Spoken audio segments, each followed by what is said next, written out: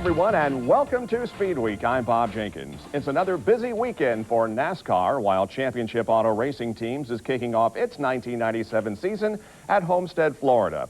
A little bit later, we'll talk with two-time kart champion Al Unser Jr. We begin tonight with the NASCAR Winston Cup Series, where for only the second time in the modern era, a driver has won the first two races of the season. Of course, that driver is Jeff Gordon. Last weekend, the Daytona 500 winner found victory lane following another late race pass, this time at Rockingham.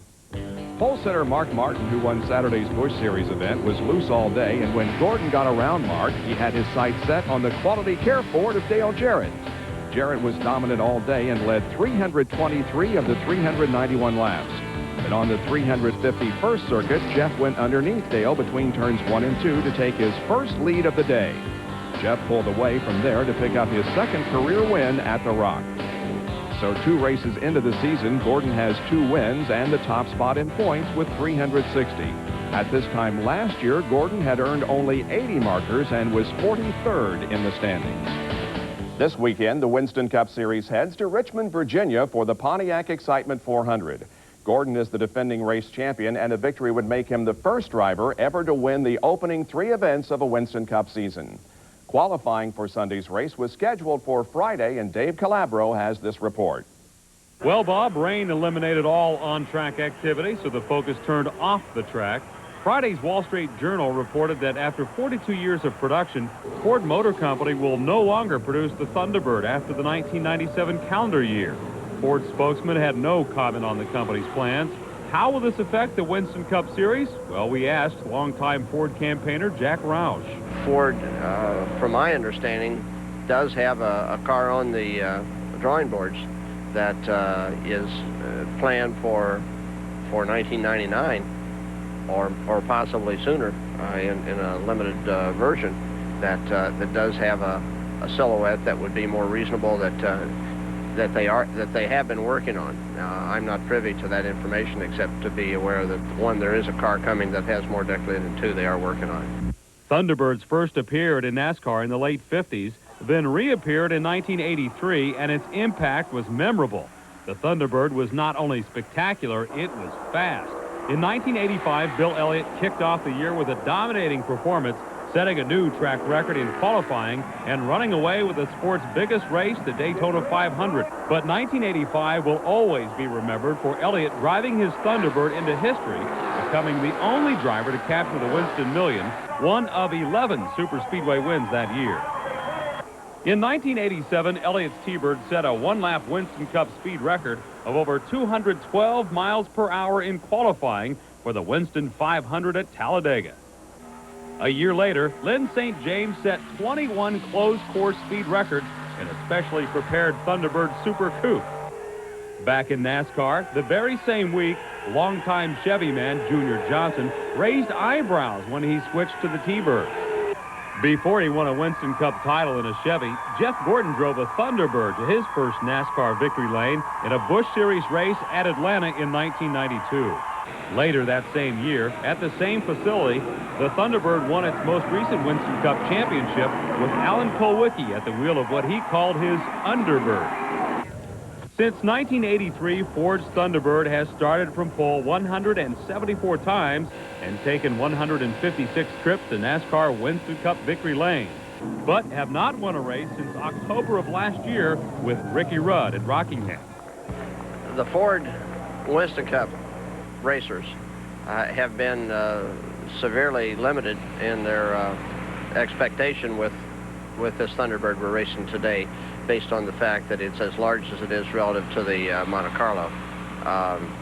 It was clear to me that Ford didn't have plans to make this car smaller and have it available to us in time to be in the Winston Cup lineup. So, you know, based on being aware of what was going on in Detroit, I'm not surprised. It's going to make it obviously inevitable that four-door sedans will be raced in Winston Cup. And I think it's very likely now that Ford will have the first. For years, I thought that Chrysler might come in with a four-door sedan, based on the fact they don't have a two-door that's a reasonable size for the Winston Cup format. But I don't think there's any doubt that in either very likely in 98, certainly by 99, that the Ford racers will have a four-door a Taurus of some configuration that will be competing in Winston Cup.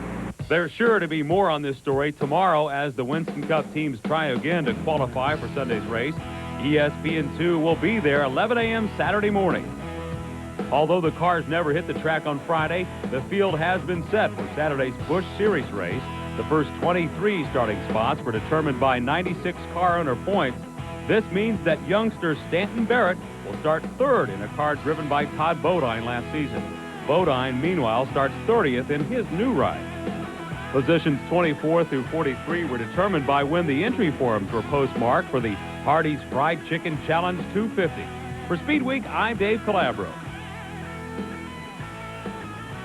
SpeedWeek is brought to you by Midas Auto Systems Experts, a better system for you and your car. The chase for the 1997 PPG Cup begins this weekend at the Homestead Motorsports Complex in Florida. You can catch the run for the pole Saturday at 9:30 Eastern Time on ESPN2. The Target Chip Ganassi effort appears ready to pick up where they left off as CART's top team. Defending series champion Jimmy Vasser was fastest in CART spring training at Homestead earlier in the month. Teammate Alex Zanardi then topped road course testing at Laguna Seca 2 weeks later. New faces to keep an eye on include reigning Toyota Atlantic champ Patrick Carpentier taking over for Stefan Johansson and IRL Las Vegas winner Richie Hearn. The New Year's offers few new combinations. Parker Johnstone is now cool at Team Green, while Raul Boisel joins Scott Pruitt at Patrick Racing.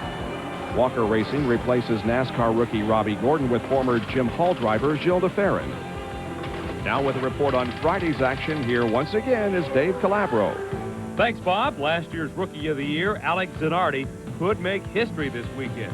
He enters the event with 8 consecutive front row starts, a record he now shares with Bobby Unser and Bobby Rahal.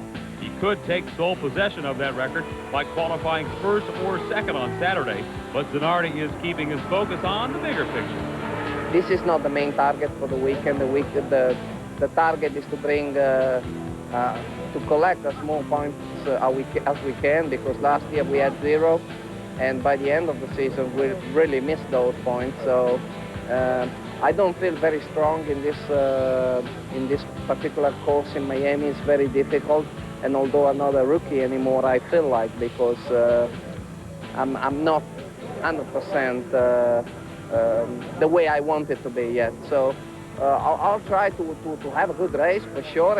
If I can win, I'll try to do so. But that's not my main goal. My main goal is to go home with some points and have a good start of the championship.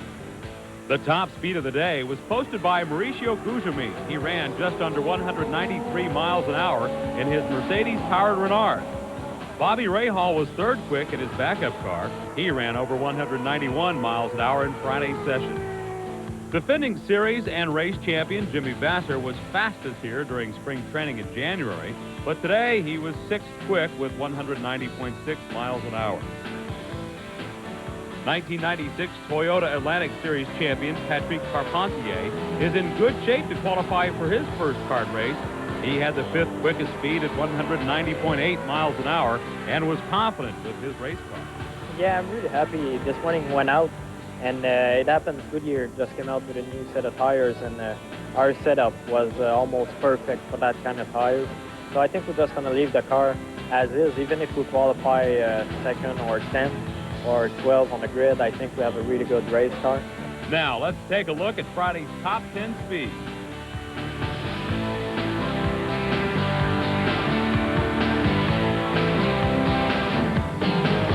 For SpeedWeek, I'm Dave Calabro. Thanks, Dave. On Sunday, Al Unser Jr. will begin his 16th kart season and 4th year driving for Roger Penske. The two-time series champion is also looking for his first kart win since September of 1995. Unser is off to a good start this year. He won the IROC race at Daytona 2 weeks ago. Earlier this week, I spoke to Al from his office in Albuquerque. Well, Al, you just finished 2 recent open tests. Were you happy with your chassis, engine, and tire combination? Well, the testing's been going good up at Laguna, and the combination of the Penske and the Goodyear and Mercedes engine is competitive, and you know, we don't have everything out of it that we quite want, but I think we can race everybody out there in the kart circuit. Over 13 cars practiced at over 190 miles an hour at Homestead last month. Did those speeds concern you at all?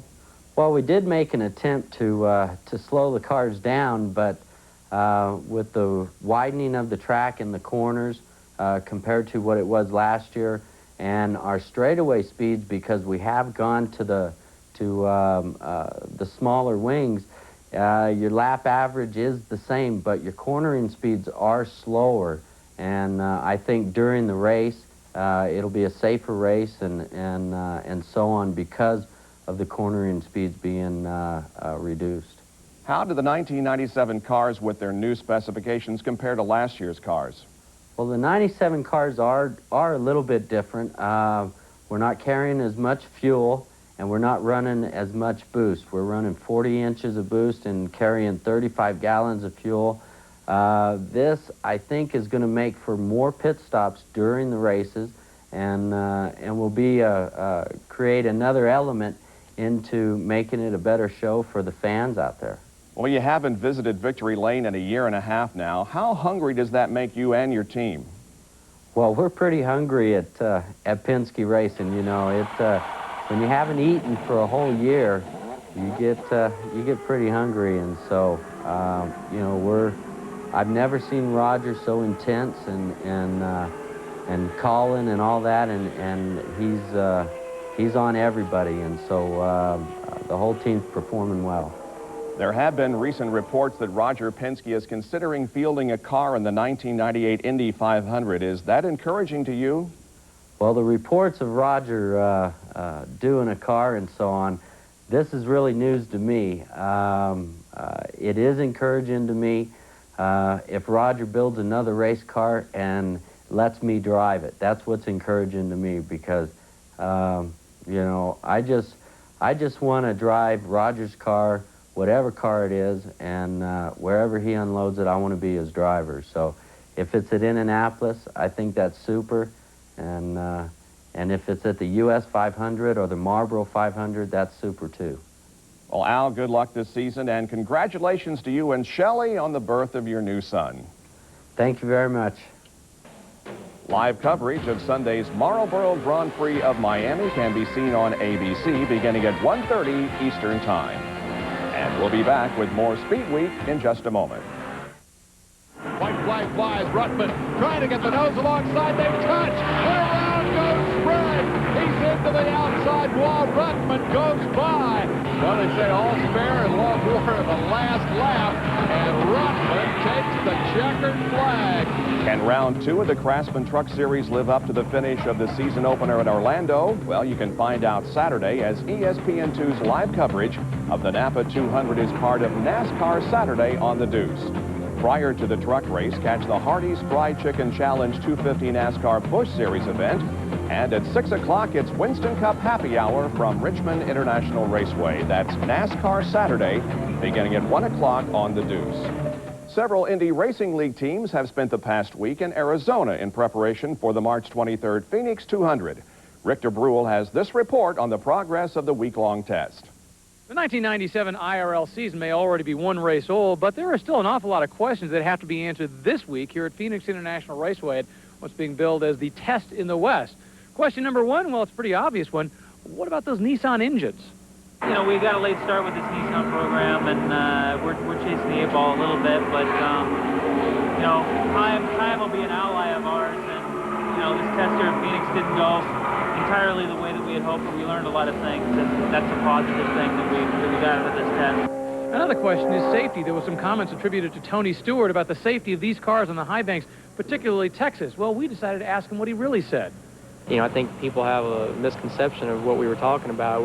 If you try to straddle those the two different degrees of banking, that's going to cause a problem. But it's no different than it would be if you changed, you know, on the apron here. If you try to run down on the apron, it's going to cause some problems. So there's no safety issues. You know, this track's very safe, in my opinion. Another probing question, which chassis is really better? You know, there's now one driver who's driven them both.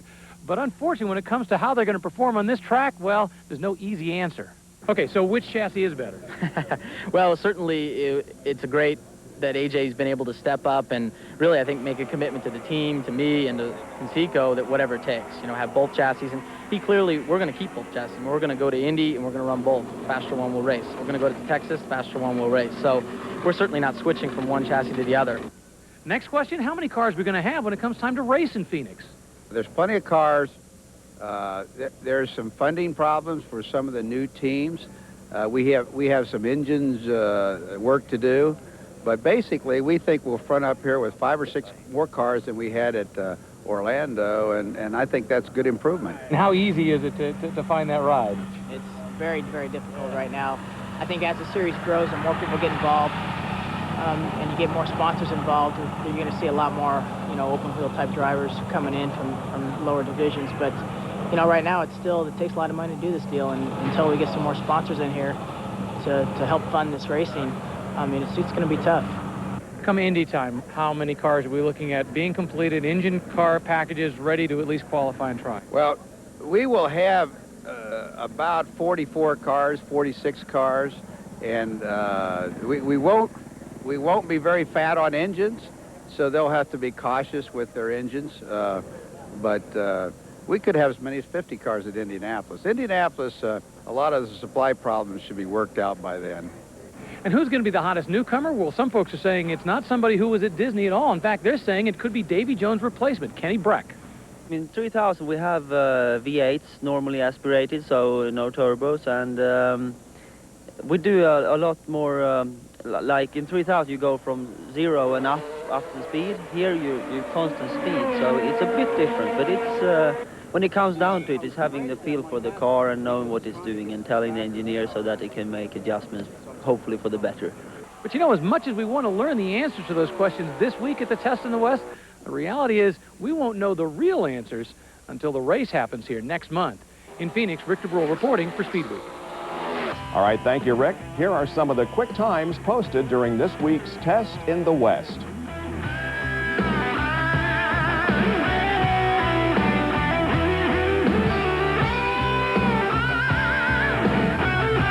Now let's take a look at the CarQuest racing calendar.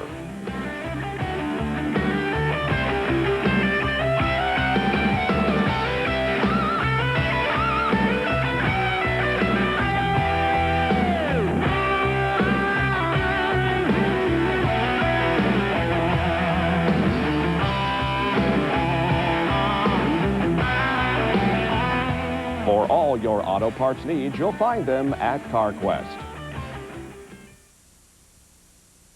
The NHRA's Pro Stock Division has generated a lot of news this past week. On Wednesday, 10-time series champ Bob Glidden announced his retirement from driving so that he can concentrate on his Winston Cup engine development program. Earlier this week, he signed a 3-year contract with driver Jeff Bodine. In Glidden's 26-year NHRA career, he won a record 85 national events and 10 Pro Stock championships, including 5 straight from 1985 to 1989. Basically, I've decided that I'm not doing myself or Ford Motor Company much good with our drag race program right now because we're really not competitive.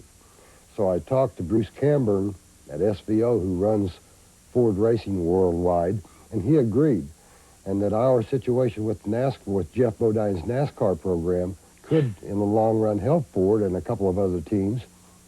So it was advantageous for me and for Ford to park the drag race deal and work on the NASCAR stuff. The problem we've seen with the drag racing thing is it's kind of become a hobby for rich people. So it's pretty difficult to get money, sponsor money, to financially support programs like mine. And I've decided that I have to come up with some way for income so the people in this business can keep their job. I really haven't given a lot of thought to walking away from drag racing, and that's been on purpose because I've not wanted to think about it. It's going to be really a lot of sorrow when I have time to sit down and give it a lot of thought. Meanwhile, defending series champ Jim Yates and noted engine builder and crew chief Richard Maskin have parted ways following a dispute over their engine program. For more on the Winston drag racing trail, here's Dave McClellan. The NHRA was back in action last weekend for the ATSCO Nationals in Chandler, Arizona. Top Fuel competition got off to a rough start for one rookie, 17-year-old Kristen Powell, who made the show in her professional debut a few weeks ago at Pomona, failed to qualify with her elapsed time of 4.92 seconds. Fellow rookie driver Gary Scelzi fared much better. He made his way into the finals and faced defending Winston champion Kenny Bernstein. Scelzi in the far lane took the advantage at the start, got to the finish line first, and recorded his second win in just 2 races with a 4.62 elapsed time at over 305 miles an hour. I'm ecstatic. You know, Blaine's riding with me. We did it for him. We're doing it for us, you know, and everybody. I mean, this is just incredible. The people, the fans, the sponsors, we love you. We love you. There were both old and new faces in the pro stock field. Darrell Alderman in the near lane covered the quarter mile in 7.04 seconds at over 196 miles an hour, putting a Team Mopar Dodge in the field for the first time since Memphis in 1995. Former NBA star Larry Nance also made the cut. His qualifying run put him in the field for the first time in his pro stock career. Unfortunately, both Alderman and Nance were eliminated in the first round. The final saw a battle of champions, Warren Johnson versus Jim Yates. Johnson was going for his first ever win at Firebird International Raceway, but Yates gained the advantage with a quicker reaction time and crossed the line just ahead of Warren with a 6.99 ET at over 197 miles an hour for his first victory of the year. A surprise in funny car qualifying. Former Winston champion Cruz Pedregon did not make the field. This was the first time in 92 national races that Cruz failed to go on to the elimination round. No surprise in the final round, though. John Kors met Dean Scusa in the final race of the evening. It was a rough ride for all. Both drivers smoked their tires. Kors lost the header pipe. Scusa crossed the center line, and Kors remains unbeaten in 97. Hey, well, racing this kid was something else. I think you got to be driver of the year to drive one of these old heaps. He was smoking a hot dog. I was sideways, front end up, full parts were flying everywhere. Matt Toole, we're earning our paychecks. That's a fact. For Speed Week, I'm Dave McClellan. The SCRA sprinters visited Paris Auto Speedway in California Saturday. In qualifying, Bullet Bob Walker took this wild ride into the crash wall. He was uninjured but finished for the night. In Heat 2, Lynn Anderson and Jeremy Sherman got together. Kerry Foss also became involved. Somehow, Anderson was able to continue. Later in the race, Troy Klein got together with Sherman, sending Jeremy on his head. He was okay. Veteran Vern Sweeney started from the pole of the 30-lap feature, but it was outside front row starter Mike Kirby who grabbed the early lead. Ricky Gaunt brought the action to a stop with a lap 12 flip. He was a little dizzy, but otherwise okay. The night belonged to Kirby, who missed much of last season after breaking a leg in a Paris crash. It was his first win since May of '96. And that will do it for this edition of Speed Week. We're taking a week off for March Madness, but we will be back Friday night, March 14th at 1 a.m. Eastern Time. That's 10 p.m. on the West Coast. And we'll see you Sunday from Richmond at 1 o'clock in the afternoon. Have a great weekend. So long, everyone.